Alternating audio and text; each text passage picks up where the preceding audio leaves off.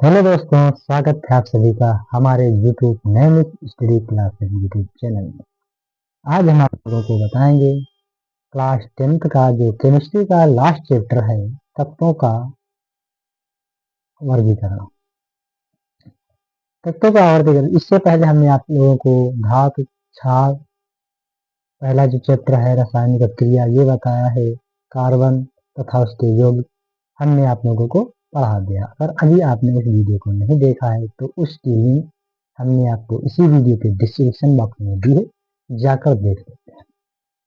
तो ये हमारा चैप्टर चौथा है, तत्वों का आवर्त वर्गीकरण। तत्वों का आवर्त वर्गीकरण, इससे ये समझिएगा। सबसे पहले तत्वों का आवर्त वर्गीकरण मतलब तत्वों को अलग किया गया। तो जो हमारे तत्व जो हैं अभी तक, आज तक यानी प्रेजेंट टाइम में जो बात हम करें तो सिर्फ 118 ही तत्वों की खोज की गई है। 118 ही तत्वों की खोज की गई है, जिनमें में से 118 में से 98 लगभग तत्व हमारे प्राकृतिक रूप में पाए जाते हैं, प्राकृतिक वातावरण में पाए जाते हैं 98 लगभग। अब जो है बाकी के तत्व जो हैं, समझ सकते हैं जो हम प्राकृतिक, जो हमारा पर्यावरण है हमारे लिए कितना आवश्यक है। तो हम इस क्षेत्र में सबसे पहले पढ़ेंगे बेबेराइन का त्रिक नियम, न्यूलैंड का अष्टक नियम क्या था तथा उसकी क्या असफलताएं थी, कि जो न्यूलैंड का अष्टक नियम था कैसे असफल रहा। फिर पढ़ेंगे मेंडलीव की आवर्त सारणी के गुण, ठीक है। उसके बाद पढ़ेंगे आधुनिक आवर्त सारणी। तो हम देखते हैं बेबेराइन का त्रिक नियम। त्रिक नियम क्या कह रहा है? बेबेराइन ने बताया कि जो पहला तत्व है वह तीसरे तत्व, जो बेबेराइन ने बताया, मतलब देखो बेबेराइन ए बी सी ये कुछ तत्व हैं, ई एफ जी एच, उन्होंने बताया कि बेबेराइन ने बताया जो पहले तत्व और दूसरे तत्व का योग करें, पहले तत्व दूसरे तत्व का योग करें, 2 से भाग कर दें, जो डिवाइड करने पर जो हमें संख्या प्राप्त होगी वही जो है दूसरे तत्व का परमाणु द्रव्यमान होगा या परमाणु भार होगा। तो उन्होंने बताया जो हमने 3 तत्व ले रहे हैं ए व बी, इसका सूत्र में आपको ध्यान रखना है, बढ़ते हुए क्रम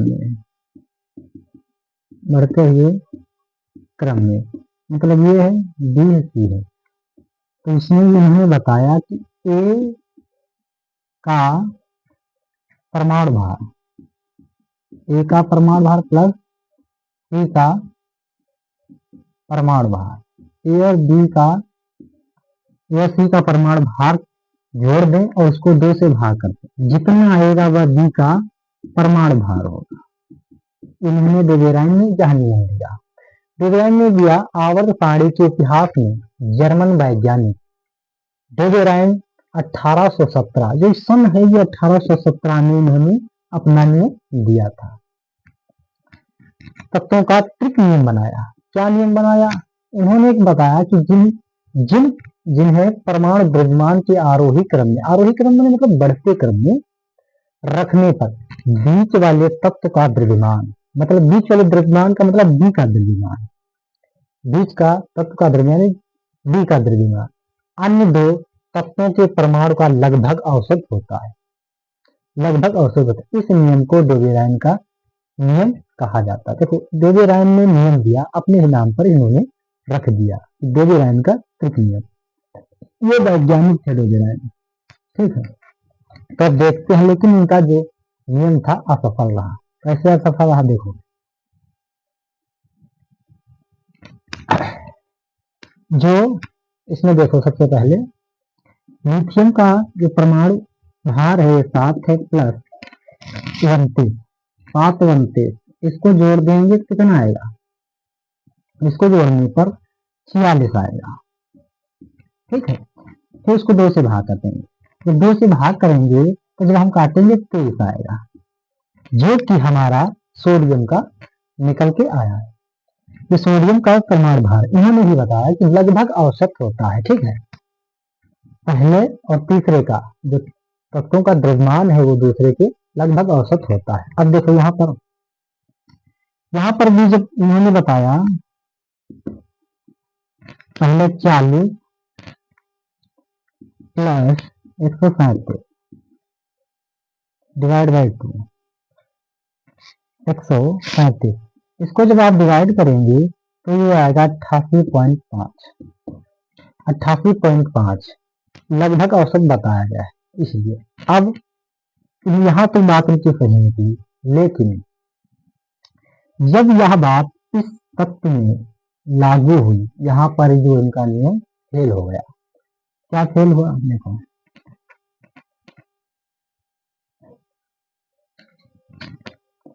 उन्होंने बताया जो पहला तत्व है 35.5 प्लस 127 आयोडीन जो 127 बटे 2। तो जब इन्होंने इसको जोड़ा तो जब इस भाग करने के बाद इन्होंने जब आंसर निकाला तो आंसर जो है इनका निकल के 81.25। ठीक, 81.25। अब देखो लगभग औसत यानी कि पॉइंट में तो ज्यादा आ सकता है, उसको आप उतना ही मान सकते हैं। ठीक है, लेकिन यहाँ पर 80 है और यहाँ पर 81 आया, तो यहाँ पर इनका नियम फेल हो गया। जब इनका यहाँ पर नियम फेल हो गया तब जो है अब दूसरे वैज्ञानिक आए, उन्होंने अपना नियम दिया था, वो थे न्यूलैंड का अष्टक नियम। अच्छा, न्यूलैंड जो उन्होंने बताया कि जो तत्व होते हैं A B C D E F G H I J, इन्होंने बताया, न्यूलैंड ने बताया कि जो पहला तत्व है ये अपने से 8वें वाला 1 2 3 4 5 6 7 8, मतलब पहला तत्व ए आई के साथ समानता दर्शाएगा। पहला तत्व 8वें के साथ अपनी समानता को दर्शाएगा, इसलिए उन्होंने उसको अष्टक का नियम दिया। लेकिन फिर भी उन्होंने अपने अपने नाम पर इस नियम को लिख दिया न्यूलैंड का अष्टक नियम। तो अब हम चलो देखते हैं न्यूलैंड का अष्टक नियम क्या है। यहाँ पर डेवेराइन का नियम फेल हो गया, यहाँ पर तक तो सही था, जहां तक इनका नियम सही निकला, लेकिन यहाँ पर जब फेल हो गया तो डेवेराइन जो है अपनी बात से हार गए। तो न्यूलैंड ने कहा तुम झूठे हो, अब हम बताते हैं, हमारा नियम फॉलो करो। तो उन्होंने क्या नियम दिया अभी हम आपको बताते हैं। न्यूलैंड ने बताया, न्यूलैंड ने कहा जो पहला तत्व है पहले से जो 8वां तत्व पड़ेगा उसके साथ समानता प्रदर्शित करता है। ठीक है, मतलब समानता का जो है नियम कहता है। इन्होंने कहा एक हम सूत्र जो है उसकी मदद से हम किसी भी बताते हैं। उन्होंने क्या दिया था, जो है डेवेराइन ने बताया था कि जो है पहला तत्व और तीसरे तत्व को जो जोड़ दें फिर उसको 2 से भाग कर दें, जो मान आएगा दूसरा तत्व का होगा। ठीक है, इन्होंने क्या बताया कि सारे, इन्होंने बताया जो हम संगीत में कोई धुन गाते हैं, उन्होंने धुन गाई जाती है सा रे गा मा पा धा नी, यही जो है किसी भी छंद को या संगीत को गाने की सुर होती है। ठीक है, सा रे गा मा पा धा नी। इन्होंने बताया जो पहला तत्व है A B C D E F G H 2 3 4 5 6 7 8, मतलब जो ए है ये 8वीं के साथ समानता प्रदर्शित करता है। ठीक है, जैसे यहाँ पर देखो लिथियम जो है, लिथियम है तो लिथियम देखो यहाँ पर 1 2 3 4 5 6 7 8वीं पर जो सोडियम है ये इसके साथ समानता प्रदर्शित करता है। देखो लिथियम जो पहला है, ठीक, यहाँ से जब काउंट करेंगे हम यहाँ पर 8वें नंबर पर सोडियम आएगा जो कि लिथियम सोडियम के साथ समानता प्रदर्शित करेगा। तो न्यूलैंड ने यही बताया कि जो परमाणु और सारणी में जो परमाणु हैं ये पहले जो है पहला तत्व है अपने 8वें वाले से समानता प्रदर्शित करेगा। देखो लिथियम जो एलाई है, लिथियम से शुरू करके 8वां तत्व जो है सोडियम है, इसके गुण लिथियम के समान है, इसी प्रकार एक दूसरे के सदृश हैं।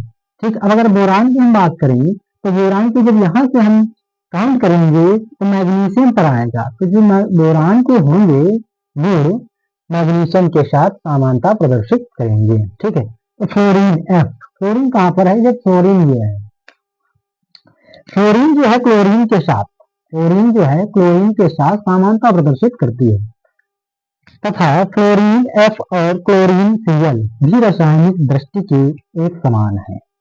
ठीक है, अष्टक नियम के अनुसार परमाणु तत्वों का परमाणु भार सात व्यवस्थित। अब हम देखेंगे जो अष्टक नियम इन्होंने दिया, इन्होंने पहले जो न्यूलैंड ने दिया था, धीरे धीरे जो बनाया, लेकिन न्यूलैंड ने जो अपना दिया, जब बेबेराम ने अपना जो है आवर्त सारणी में तत्वों को रखा, तो उन्होंने पहले और तीसरे तत्वों को जोड़ा, फिर उसको दो से डिवाइड किया, जो तत्व आया डी उसको इसी बीच में रखा। लेकिन इन्होंने क्या किया, ए को आठवें से तुलना की, जो समानता प्रदर्शित करता है, इन्होंने जो ए के साथ समानता की उसको आठवें, मतलब ए जो है ये जिसके साथ मतलब लिथियम जो है सोडियम के साथ समानता प्रदर्शित किया, तो सोडियम को इन्होंने आठवें स्थान पर रखा। उसी तरह बोरोनियम जो है, बोरोनियम को नंबर 2 पे रखा, तो बोरोनियम के साथ जो मैग्नीशियम है समानता प्रदर्शित करता है, उसको 8वें नंबर पर रखा। उसी प्रकार फ्लोरीन को जो रखा, उसकी आगे की जो 8वें नंबर पर क्लोरीन आ रही, उसके साथ समानता प्रदर्शित करता है। इसी प्रकार से उन्होंने अष्टक नियम के अनुसार तत्वों को व्यवस्थित किया। अब हम देखते हैं किस प्रकार से अष्टक न्यूलैंड जी ने जो है कैसे व्यवस्थित किया, आइए हम देखें।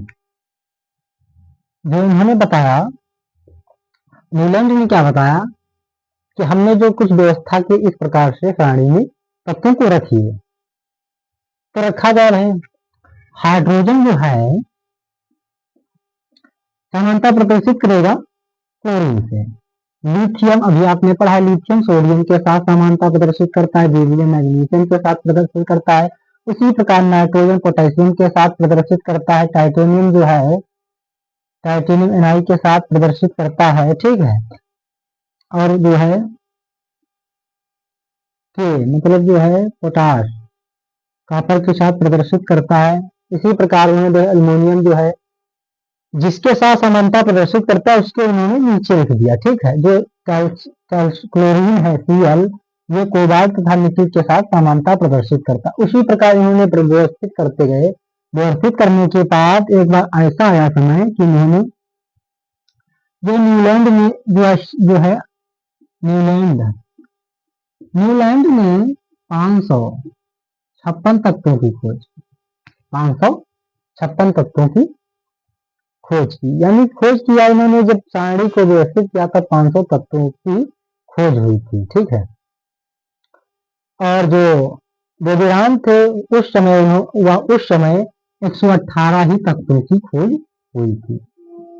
ठीक है, तो अब हम देखते, लेकिन फिर भी इन्होंने जब दिया तो इन्हें समानताएं तो प्रदर्शित की, लेकिन यह जो समानताएं प्रदर्शित कर रही ये कुछ ही तत्वों पर लागू हुआ।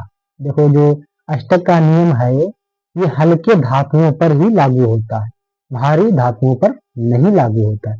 तो अष्टक की कुछ नियम, यानी कि नियम असफल हुआ, इसकी भी कुछ असफलताएं रही थी। किस लिए अष्टक का जो न्यूलैंड अष्टक जो है, ये अष्टक का नियम क्यों असफल रहा?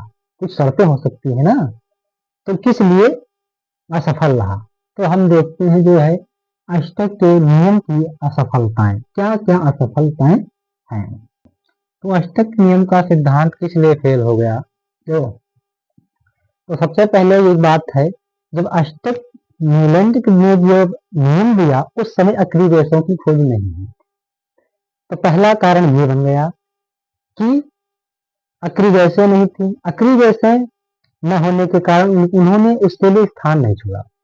ठीक है, दूसरी बात, यह नियम जो न्यूलैंड ने नियम दिया हल्के तत्वों के लिए लागू हुआ, भारी तत्वों के लिए नहीं।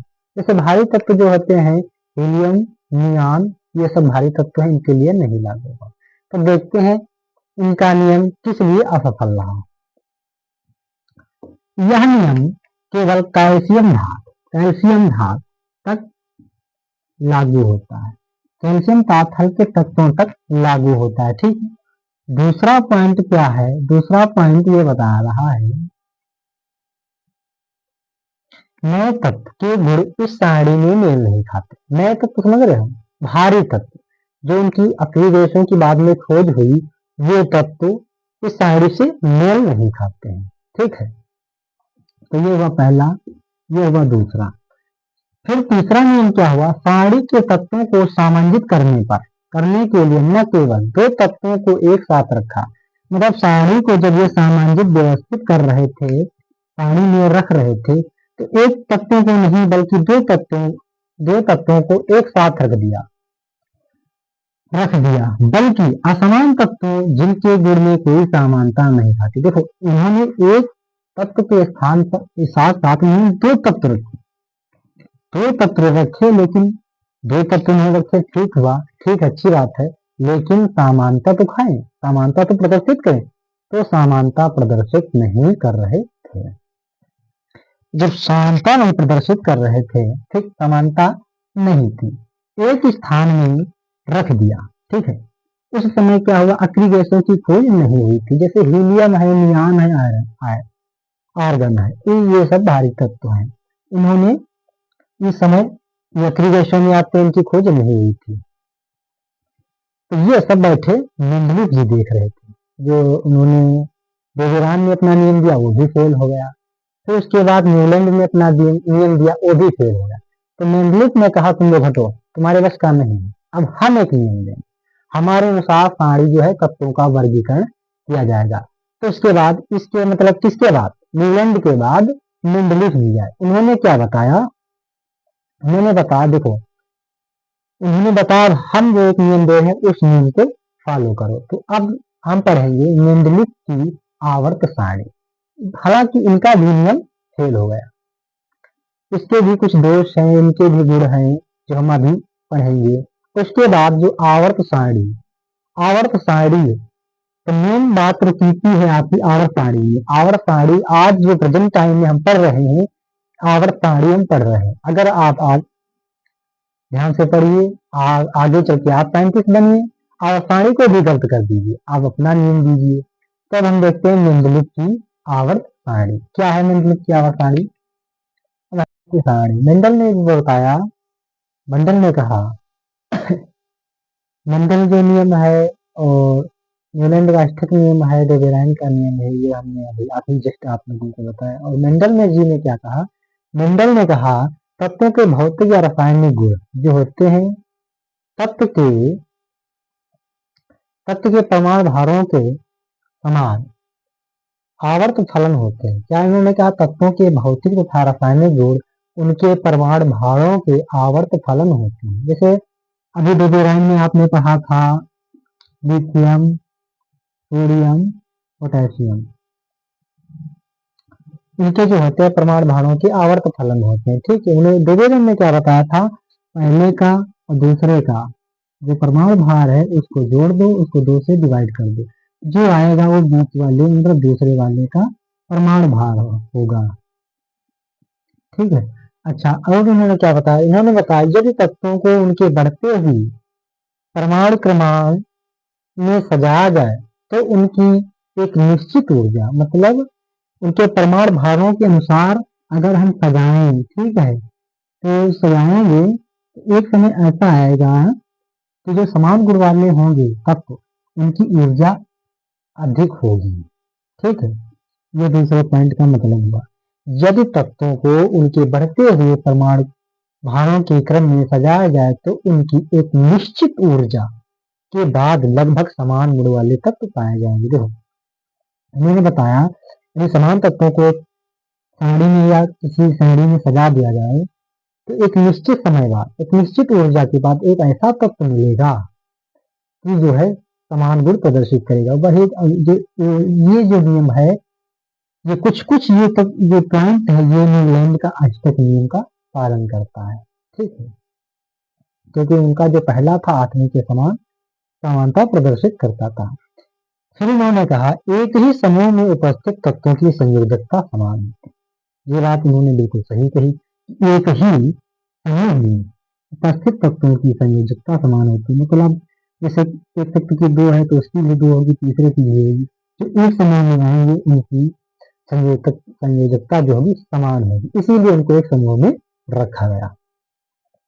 अच्छा, इन्होंने बताया, फिर बताया इस सारणी में, किस सारणी में? आवर्त सारणी में, ठीक है। किसकी? मेंडलीव की। इस सारणी में इसके समान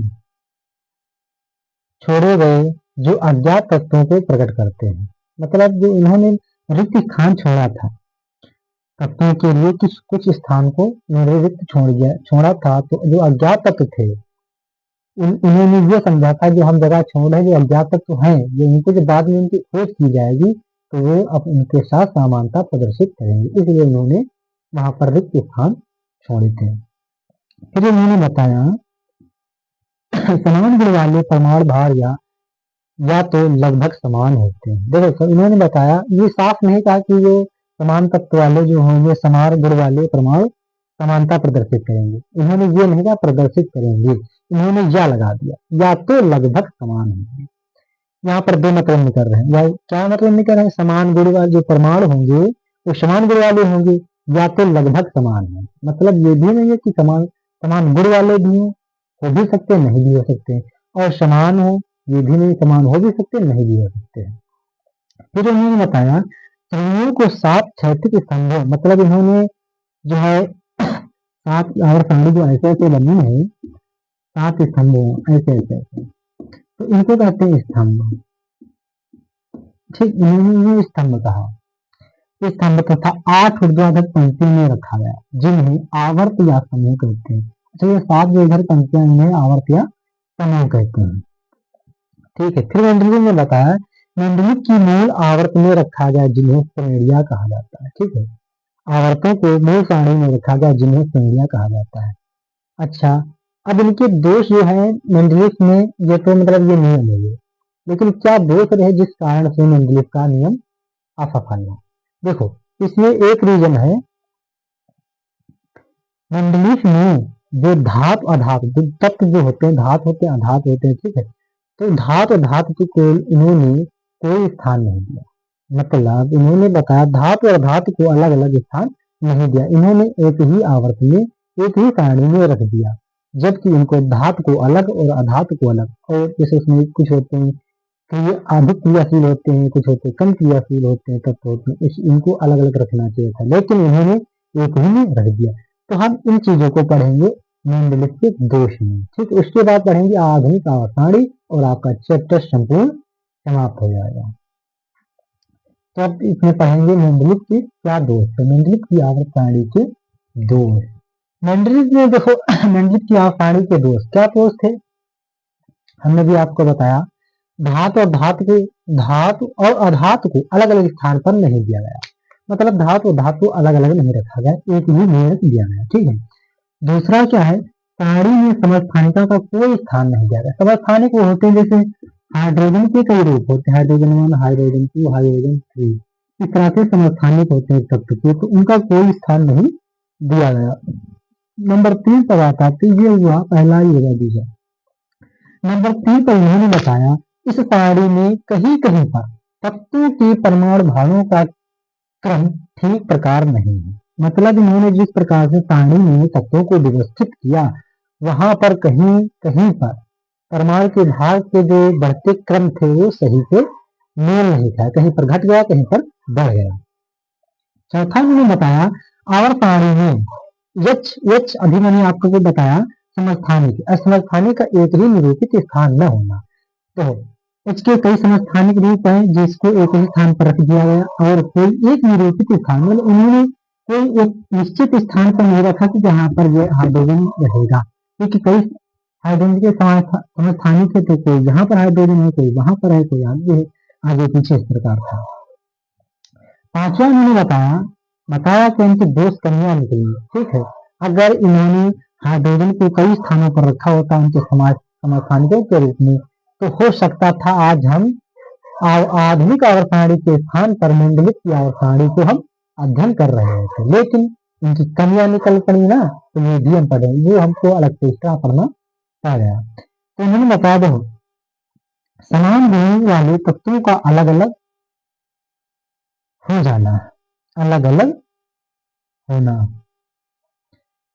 छठा, असमान गुणों वाले तत्वों को एक ही स्थान पर रखा गया। देखो असमान मतलब समान तत्वों को एक ही स्थान पर रखा हो ठीक, लेकिन उन्होंने असमान तत्वों को भी एक ही स्थान पर रख दिया जो कि इनकी कमी थी।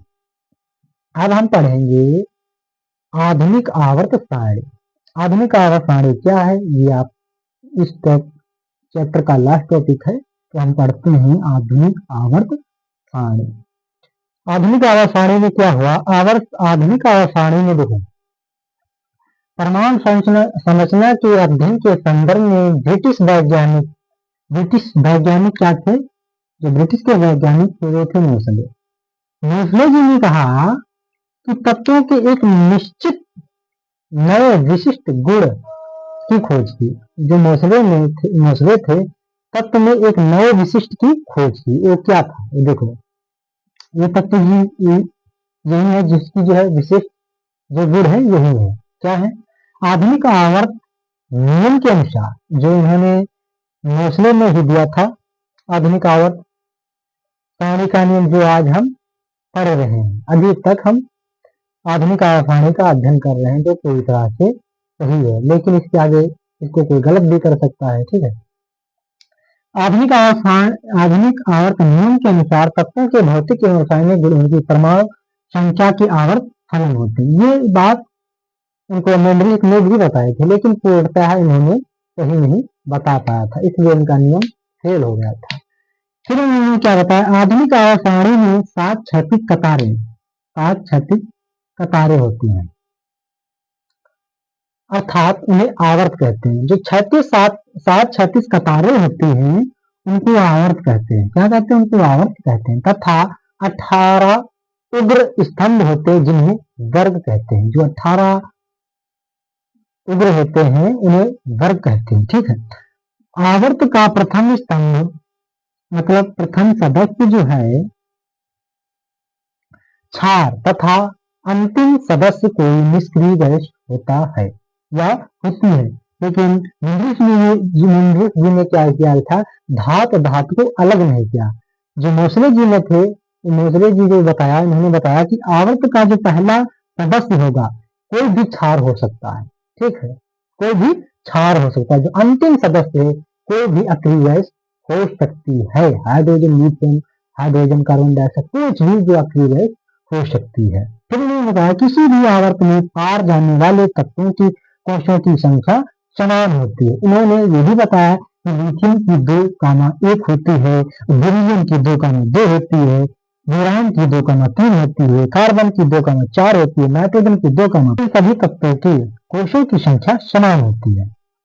फिर उन्होंने बताया एक समूह के सभी तत्वों के संयोजी इलेक्ट्रॉनों की संख्या समान होती है। मतलब जो उन्होंने बताया कोशों की संख्या भी समान होती है, इलेक्ट्रॉनों की भी संख्या समान होती है। उदाहरण के तौर पर उन्होंने बताया लिथियम 2,1, नाइट्रोजन 2,8,2, एक पोटेशियम जो है 2,8,8,1, सभी तत्वों के संयोजन इलेक्ट्रॉनों की संख्या समान होती है। अब हम जो जानेंगे कि दाएं नीचे जाने पर क्या होता है आवर्त सारणी में, बाएं जाने पर क्या होता है, दाएं जाने पर क्या होता है, अभी हम इसमें आपको बताएंगे। देखो आवर्त सारणी के नीचे जाने पर कोशों की संख्या बढ़ जाती है। ठीक है, यह बात आपको ध्यान रखनी है कि आधुनिक आवर्त सारणी में नीचे जाने पर कोशों की संख्या बढ़ जाती है। देखो जब कोशों की संख्या बढ़ेगी तो परमाणु त्रिज्या भी बढ़ेगी। जब परमाणु त्रिज्या बढ़ेगी तो परमाणु का आकार बड़ा होगा। जब परमाणु का आकार बड़ा होगा तो इलेक्ट्रॉन आसानी से इलेक्ट्रॉनों का आदान प्रदान हो सकता है। आवर्त में क्या होता है, नाभिक होता है। सबसे पहले इलेक्ट्रॉन K में चक्कर लगाता है, फिर L में लगाता है, फिर N में लगाता है। ठीक है, इसके बाद फिर जो आवर्त बनता है फिर K में लगाता है, इसी तरह फिर L में लगाता है, फिर जो है N में लगाता है। इस तरह से चक्र चलता है। अच्छा, परमाणु आकार में यह परमाणु की क्या जो होता है, ये होता है नाभिक। इसकी परमाणु आकार में जितनी कोशों की संख्याएं ज्यादा होंगी, कोश ज्यादा होंगी, इतनी परमाणु त्रिज्या बड़ी होगी। परमाणु त्रिज्या बड़ी होगी। ठीक, परमाणु त्रिज्या बड़ी होगी। अच्छा, आवर्त में होता क्या है, आवर्त में ये होता है, मान लो हम अगर एल की बात करेंगे, या देखो लिथियम की बात हम कर रहे हैं, जो एल कक्षक होता है,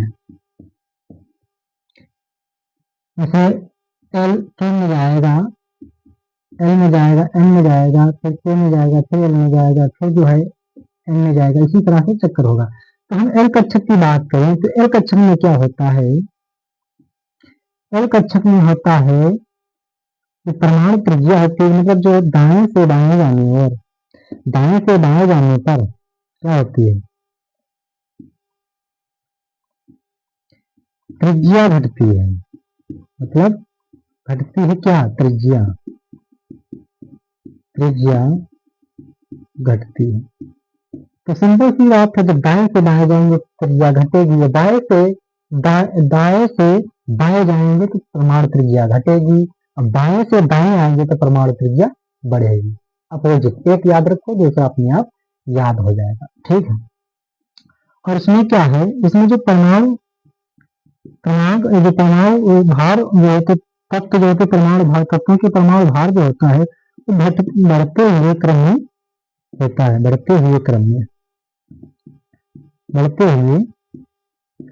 में होता है, क्रम में।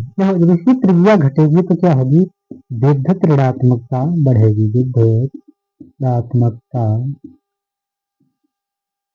बढ़ेगी, विद्युत ऋणात्मकता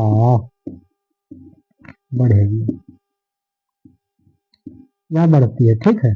अब इसे देखो, जैसे लिथियम है, सोडियम है, Na, के पोटेशियम, Rb, Es, स्कैंडियम, या तो इसकी जो क्लोरीन होता है, क्लोरीन, इसकी जो होती है विद्युत धनात्मकता बढ़ती है, यह विद्युत इस समूह में विद्युत धनात्मकता बढ़ती है। किसी में धनात्मकता बढ़ती होगी तो ऋणात्मकता तो भी जो है घटती होगी। तो ये होते हैं F, Br, calcium boron, LAl, Ae, TS, ठीक है। तो इसकी जो होती है विद्युत धनात्मकता घटती है, ठीक है। तो ये हुआ क्लास 10 का जो लास्ट टॉपिक था, 4 नंबर, तत्वों का आवर्त वर्गीकरण, ये आपका संपूर्ण कंप्लीट हुआ। अगर आपने पहला रासायनिक समीकरण नहीं पढ़ा है, दूसरा नहीं पढ़ा है धातु तथा आधात, तीसरा नहीं पढ़ा है कार्बन तथा उनके यौगिक, तो आप हमारे इसी वीडियो के डिस्क्रिप्शन बॉक्स में जा करके वहाँ पर लिंक दिया हुआ है, आप वहाँ से देख सकते हैं। तो ये वीडियो कैसा लगा आप लोगों को, हमें हमारे वीडियो के कमेंट में बताइएगा। अगर आपको कोई डाउट हो इसको हम क्लियर करेंगे, और अगली वीडियो आप किस टॉपिक पर चाहते हैं ये हमें जरूर बताइएगा। तो मिलते हैं अगली वीडियो में, तब तक के लिए जय हिंद।